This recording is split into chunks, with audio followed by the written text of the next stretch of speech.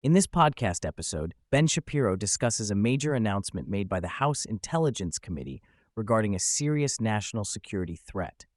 The committee chair suggested that Russia is developing a nuclear anti-satellite system to deploy nukes in space. This revelation caused panic among the American public, as it raised concerns about the potential impact on satellite communications technology and the economy. If Russia were to deploy nukes in space, it could pose a significant danger to U.S. satellite technology. A nuclear explosion in space would not have the same immediate impact as a ground-level detonation, but it could severely damage or degrade satellites within the orbit and create a radiation hotspot. This could lead to economic damage and affect military and commercial satellite operations. The timing and manner of the announcement raised suspicions about the motives behind it. Some lawmakers suggested that the threat was exaggerated to push for additional foreign aid to Ukraine. The lack of clarity and alarmist messaging from the House Intelligence Committee led to confusion and panic among the public. The White House and Congress attempted to downplay the threat and reassure the public that there was no immediate cause for alarm. The Senate passed a supplemental bill with $60 billion in aid for Ukraine, which is currently under review by the House.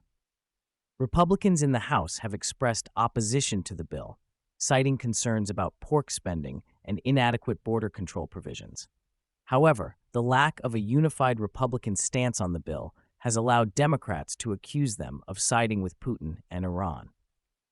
The Democrats have a more cohesive strategy and are better at messaging their priorities. The fragmented Republican approach to key issues like foreign aid, border security, and defense priorities has weakened their ability to push for a unified agenda. Internal divisions and shifting goalposts have hindered their ability to negotiate effectively with Democrats and pass legislation. The lack of a clear and unified message has made it challenging for Republicans to advance their priorities and counter Democratic narratives. Shapiro criticizes the Republican Party for its lack of coordination and leadership, particularly in the House.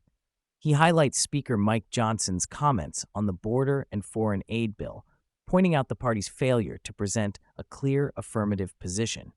Shapiro argues that Republicans need to be more proactive in pushing their agenda and holding Democrats accountable for their policies, especially regarding border security. Shapiro discusses the tragic shooting that occurred during the Kansas City Chiefs Super Bowl victory parade. He praises the civilians who tackled the shooters and emphasizes the importance of community action in times of crisis. He also criticizes the Democrats' immediate response of calling for more gun control, despite the fact that the proposed legislation would not have prevented the shooting. Shapiro highlights the Democrats' tendency to blame gun violence on the availability of firearms, rather than addressing underlying issues such as crime rates and law enforcement. He criticizes Democratic Representative Jason Crow for pushing for more gun control measures without addressing the root causes of violence. Shapiro also criticizes Joe Biden for his lenient policies towards Palestinians in the U.S., and his proposal for a peace plan that would reward violence against Israelis. Shapiro discusses the ongoing legal challenges facing Donald Trump, including the hush money payment to Stormy Daniels and the election interference case in Georgia. He criticizes the prosecutors involved in these cases for their questionable tactics and personal biases. Shapiro predicts that Trump's legal troubles are unlikely to significantly impact his chances of winning a potential re-election bid, citing polling data that shows him in a competitive position against Joe Biden.